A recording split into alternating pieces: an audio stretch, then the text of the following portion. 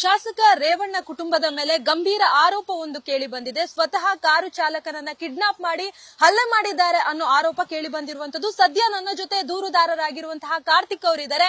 ಬನ್ನಿ ಮಾತನಾಡಿಸ್ತಾ ಹೋಗ್ತೀನಿ. ಸರ್, ಎಷ್ಟು ವರ್ಷದಿಂದ ಕಾರು ಚಾಲಕರಾಗಿ ಕೆಲಸ ಮಾಡ್ತಾ ಇದ್ರಿ? 14 ವರ್ಷದಿಂದ ಮಾಡ್ತಾ ಇದ್ದೇನೆ.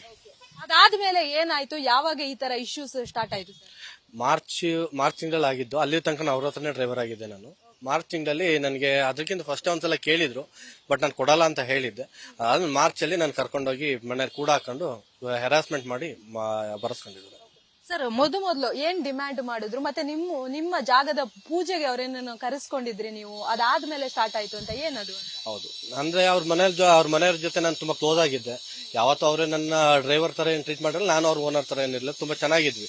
ಹಂಗಾಗಿ ಅವ್ರನ್ನೆಲ್ಲಾನು ಒಂದ್ಸಲ ನಮ್ಮ ತೋಟ ಎಲ್ಲ ತಗೊಂಡಾದ್ಮೇಲೆ ಒಂದು ಫಂಕ್ಷನ್ ಮತ್ತೆ ಒಂದು ಇನ್ವೆಂಟ್ ಮಾಡಿದ್ದೆ. ಹಂಗಾಗಿ ಬಂದಿದ್ರು ಅಲ್ಲಿ ಬಂದಾಗ ಕೇಳಿದ್ರು, ತೋಟ ತುಂಬಾ ಚೆನ್ನಾಗಿದೆ ನೋಡು, ಕೊಡು ನನಗೆ ಅಂತೇಳಿ. ನಾನು ಸುಮ್ಮನೆ ತಮಾಷೆಗೆ ಯಾಕ್ರೆ ಕೇಳ್ತಾರೆ, ನಿಮ್ಮ ಹತ್ರ ಅಷ್ಟೊಂದಿದೆ, ನನ್ನ ಹತ್ರ ಕೇಳ್ತೀರಾ, ನಿಮ್ಮ ಹತ್ರ ಇರ್ಬೇಕಾದ್ರೆ ಅಂದ್ಬಿಟ್ಟು ನಾನು ಅಂದೆ, ಇಲ್ಲ ಸುಮ್ಮನೆ ತಮಾಷೆ ಕೇಳ್ದೆ ಬಿಡು, ಆಯ್ತು ಅಂದ್ಬಿಟ್ಟು ಸುಮ್ಮನೆ ಆದ್ರು.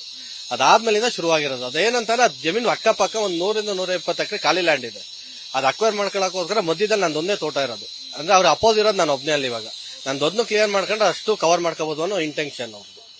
ಈಗ ನಿಮ್ಮ ಮೇಲೆ ಮತ್ತೆ ನಿಮ್ಮ ವೈಫ್ ಮೇಲೂ ಕೂಡ ಅವರು ಕಾಲಿಂದ ಒದ್ದು ಭವಾನಿ ರೇವಣ್ಣ ಅವರು ಹಲ್ಲೆ ಮಾಡಿದ್ರು ಅಂತ ಹೇಳಿ, ಅದು ಯಾವಾಗ ಆಗಿರೋದು, ಹೇಗೆ? ಅವತ್ತು 14ನೇ ತಾರೀಕು ನೈಟ್ ಆಗಿರೋದು ಮೇಡಮ್. ಅಲ್ಲ, 12ನೇ ತಾರೀಕು ನೈಟ್. ನನ್ನ 9 ಗಂಟೆಗೆ ಅವ್ರ ಮನೆ ಬರಕ್ ಹೇಳ್ತಾರೆ. ಹೋಗಿರ್ತೀನಿ, ಅಲ್ಲೇ ಇರ್ತೀನಿ. ಇದ್ದಾದ್ಮೇಲೆ ಅವರು ಬರ್ಕೊಡು ಅಂತೆಲ್ಲ ಎದುರಿಸ್ತಾರೆ, ಹೊಡಿತಾರೆ, ಎಲ್ಲ ಮಾಡ್ತಾರೆ. ಬಟ್ ನಾನು ಯಾವ್ದಕ್ಕೂ ಕೇಳಲ್ಲ. ಅದಾದ್ಮೇಲೆ ನೈಟು ಒಂದು 11:30 ಹಿಂಗೆ ನಮ್ಮ ಮನೆಗೆ PSI ಕಳಿಸ್ತಾರೆ. ರೂರಲ್ PSI ಕಳಿಸ್ಬಿಟ್ಟು ನಮ್ಮ ವೈಫ್ ನ ಅಲ್ಲಿಂದ ಮನೆಯಿಂದ ಕರ್ಕೊಂಡ್ ಬರ್ತಾರೆ. ಬಟ್ ಯಾವ್ದೇ ಕಂಪ್ಲೇಂಟ್ ಇರಲ್ಲ, ಏನಿಲ್ಲ. 11:30 PSI ಅದು ಏನು ಯಾವ ರೀತಿ ಕರ್ಕೊಂಡ್ಬಂದು ನನಗಂತೂ ಗೊತ್ತಿಲ್ಲ, ಕಾನೂನು ರೀತಿಲಿ ಹಿಂಗಿದೆ ಅಂತೇಳಿ ಕರ್ಕೊಂಡ್ಬಂದು ನನ್ನ ಎದುರುಗಡೆನೆ ಪ್ರಜ್ವಲ್ ರೇವಣ್ಣ ಅವರು ಮತ್ತೆ ಭವನ ಇಬ್ರು ಹೊಡಿತಾರೆ. ಅವರು 3 ತಿಂಗಳು ಕನ್ಸ್ಯೂಮ್ ಅಂತ ಹೇಳ್ತೀನಿ, ಆದ್ರೂ ಕೇಳಲ್ಲ, ಹೊಡಿತಾರೆ. ಅದಾದ್ಮೇಲೆ ಅವ್ರಿಗೆ ಡಿಸ್ಚಾರ್ಜ್ ಆಗುತ್ತೆ. ಸರ್, ಮತ್ತೊಂದು, ನೀವು ಚೆಕ್ ಕೊಟ್ಟಿದ್ರು ಅವರು ನಿಮ್ಗೆ ಅಂತ ಹೇಳಿ, ಅದಾದ್ಮೇಲೆ ಅದನ್ನ ಹಣ ಕೂಡ ಅವರೇ ಡ್ರಾ ಮಾಡ್ಕೊಂಡ್ರು, ಅದೇನದು? ಅದೇನ್ ನನ್ನನ್ನ ಈ ಕರ್ಕೊಂಡು ಹೋಗಾದ್ಮೇಲೆ ಅಷ್ಟೆಲ್ಲ ಗಲಾಟೆ ಆದ್ಮೇಲೆ ತಗೊಂಡೋಗಿ ಐಬಿಲ್ ಕೂಡಾಕಂತಾರೆ. ಕೂಡಾಕೊಂಡ್ ಆದ್ಮೇಲೆ ಮಾರನೇ ಬೆಳಗ್ಗೆ 13, ಅವತ್ತು ಸಂಡೇ ಇರುತ್ತೆ, ಸೋಮವಾರದಿಂದ ರಿಜಿಸ್ಟರ್ ಮಾಡ್ತಾರೆ. ರಿಜಿಸ್ಟರ್ ಮಾಡಾದ್ಮೇಲೆ ನನಗೇನು ದುಡ್ಡು ಅವ್ರೇನು ಕೊಟ್ಟಿರಲ್ಲ, ನನಗೆ ನಾನು ಏನು ಕೇಳಿರೋದಿಲ್ಲ. ಅದಾದ್ಮೇಲೆ 13ನೇ ತಾರೀಕು ನೈಟ್ ನಮ್ಮ ಮನೆ ಕರ್ಕೊಂಡೋಗಿ ಚೆಕ್ ಲೀಫ್ ತರಿಸ್ಕೊಂತಾರೆ, ಖಾಲಿ ಚೆಕ್ಗಳನ್ನ. ನನ್ನ ಹತ್ರ ಏನಿರಲ್ಲ, ಬರೀ ಹಂಗೆ ಇರ್ತೀನಿ. ಮೊಬೈಲ್ ಎಲ್ಲ ಕಿತ್ಕೊಂಡಿರ್ತಾರೆ ಅವರೇನೆ. ಚೆಕ್ ನ ಮನೆಯಿಂದ ಒಬ್ರು PC ಮತ್ತೆ PSI ಇಬ್ರು, ವಿನಯ್ ಮತ್ತೆ PC ನಾಗೇಶ್ ಅಂತೇಳಿ, ಅವ್ರು ಬಂದು ಕರ್ಕೊಂಡೋಗಿ ಮನೆಯಿಂದ ಚೆಕ್ ತಗೊಂಡ್ಬರ್ತಾರೆ. ತಗೊಂಡ್ಬಂದಾದ್ಮೇಲೆ ಅಲ್ಲೇ ರೂಮಲ್ಲೇ ಕೂಡ ಹಾಕೊಂಡು ಅಲ್ಲೇ ಖಾಲಿ ಚೆಕ್ ಸೈನ್ ಮಾಡಿಸ್ಕೊಂತಾರೆ. ಅವರು ಸೈನ್ ಮಾಡಿಸ್ಕೊಂಡು ಏನಕ್ಕೆ ಮಾಡಿಸ್ಕೊಂತೀನಿ ಅಂತ ಕೇಳ್ತೀನಿ, ಬಟ್ ಅವ್ರು ಹೇಳಲ್ಲ, ಎದುರಿಸ್ತಾರೆ. ನಾನು ಸುಮ್ಮನೆ ಆಗ್ತೀನಿ. ಅದಾದ ಮಾರನೇ ಬೆಳಿಗ್ಗೆ ನಾನು ವಾಪಸ್ ಕಳಿಸ್ತಾರೆ. ಅದಾದ 16ನೇ ತಾರೀಕು ನನಗೆ ಮೊಬೈಲ್ ಮೆಸೇಜ್ ಬರುತ್ತೆ, ಕಿರಣ್ ರೆಡ್ಡಿ ಅನ್ನೋರ ಅಕೌಂಟಿನ ನನ್ನ ಅಕೌಂಟ್ಗೆ 41 ಲಕ್ಷ ಅಮೌಂಟ್ ಬಂದಿದೆ ಅಂತೇಳಿ. ಅದಾದ 17ನೇ ತಾರೀಕು ಅವರು 16ನೇ ತಾರೀಕು ಬಂದಾದ್ಮೇಲೆ 17ನೇ ತಾರೀಕು ಅವರೇ ಫೋನ್ ಮಾಡಿ, ನಿನ್ನ ಅಕೌಂಟ್ಗೆ ದುಡ್ಡು ಹಾಕಿದೀವಿ, ದುಡ್ಡು ಮಾಡ್ಕೊಡ್ ಬಾ ಇಲ್ಲಿ ಅಂತ ಹೇಳ್ಬಿಟ್ಟು ಹೆದರ್ಸ್ತಾರೆ. ನಾನು ಅದಕ್ಕೆ ನನ್ನ ಹತ್ರ ಇಲ್ಲದೆ ಚೆಕ್ ನೀವೇ ತಾಂಡಿದ್ರಲ್ಲ ಅಂದಿದ್ದಕ್ಕೆ, ಬ್ಯಾಂಕಿಗೆ ನೀನ್ ಬರ್ಬೇಕು, ಬರಲ್ಲ ನಾನು ಕೊಡಲ್ಲ, ಬಾ ಇಲ್ಲಿ ಅಂತ ಹೇಳ್ಬಿಟ್ಟು ಎದುರಿಸ್ತಾರೆ. ಅಲ್ಲಿಗೆ ಅವರೇ ಖಾಲಿ ಚೆಕ್ ಸೈನ್ ಮಾಡ್ಕೊಂಡು ಹೋಗ್ತಾ ಬರ್ತಾರೆ. ಈಗ ನೀವು ಪೊಲೀಸ್ ಕಂಪ್ಲೇಂಟ್ ಕೊಟ್ರಿ, ಅದಾದ್ಮೇಲೆ ಪೊಲೀಸ್ ಅವರು ಸರಿಯಾಗಿ ಆಕ್ಷನ್ ತಗೊಂಡಿಲ್ಲ ಅಂತ ಎಲ್ಲಿ ಕಂಪ್ಲೇಂಟ್ ಮಾಡಿದ್ರಿ, ಏನ್ ಹೇಳಿದ್ರು? ನಾನು SP ಕೊಟ್ಟಿರ್ತೀನಿ, ಮೈಸೂರು IG ಕೊಟ್ಟಿರ್ತೀನಿ, ಮತ್ತೆ ಜಿಲ್ಲಾಧಿಕಾರಿಗಳಿಗೆ ಕೊಟ್ಟಿರ್ತೀನಿ. ಅವರು ಚನ್ನರಾಯಪಟ್ಟಣ DVSPಗೆ ಎಂಕ್ವೈರಿ ಕನೆಕ್ಟ್ ಮಾಡಿರ್ತಾರೆ. ಬಟ್ ಅಲ್ಲಿ ನನಗೆ ಬೇಕಾಗಿದ್ದಂತ ಉತ್ತರನೂ ಸಿಗಲ್ಲ, ನನಗೆ ನ್ಯಾಯನೂ ಸಿಗಲ್ಲ. ಹಂಗಾಗಿ ನೆಕ್ಸ್ಟ್ ಕಾನೂನು ರೀತಿ ಹೋರಾಟ ಮಾಡೋಣ ಅಂತ ಹೊರಟಿದ್ದೀನಿ. ಈಗ ನೀವು ಹೋರಾಟ ಮಾಡ್ತಾ ಇದ್ದೀರಾ, ಏನ್ ಹೇಳ್ತಾ ಇದ್ದಾರೆ ಪೊಲೀಸರು? ಈಗಾದ್ರೂ ರೆಸ್ಪಾನ್ಸ್ ಮಾಡ್ತಾ ಇದ್ದಾರೆ, ಹೇಗೆ ಅಂತ? ಇವಾಗ ಮೀಡಿಯಾದಲ್ಲೆಲ್ಲ ಪಬ್ಲಿಕ್ ಆಗಿದೆ. ಈಗ ನಾಳೆ ನಾಡಿದ್ದು ನೋಡ್ಬೇಕಿಲ್ಲ, ಇವತ್ತು ನೋಡ್ಬೇಕು ಏನ್ ರೆಸ್ಪಾನ್ಸ್ ಮಾಡ್ತಾರೆ ಅಂತೇಳಿ.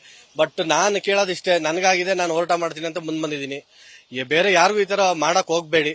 ಅಕಸ್ಮಾತ್ ಮಾಡಿದ್ರೆ ಯಾರಿಗಾರು ಆಗಿದ್ರು ಎದ್ರದಾನೆ ಮುಂದೆ ಬಂದು ಅವ್ರು ಏನೇನ್ ಮಾಡಿದ್ರು ಅಂತ ಹೇಳಿ. ಯಾಕಂದ್ರೆ ನನ್ನ ಮುಂದೆನೆ 10-15 ಇನ್ಸಿಡೆಂಟ್ ಇದೇ ತರ ಆಗಿದೆ, ಅದನ್ನ ಹೇಳ್ತೀನಿ. ಸರ್, ಈಗ ಆ ಜಾಗದಲ್ಲಿ ಏನೆಲ್ಲ ಬೆಳೆದಿದ್ದೀರಾ? ಆ ಜಾಗ ಎಷ್ಟು ಎಕರೆ ಇದೆ, ಏನಂತ? ಅದು 13.5 ಎಕರೆ ಇದೆ. ಅದರಲ್ಲಿ ತೆಂಗಿದೆ, ಅಡಕೆ ಇದೆ, ಮತ್ತೆ ಮಾವಿದೆ.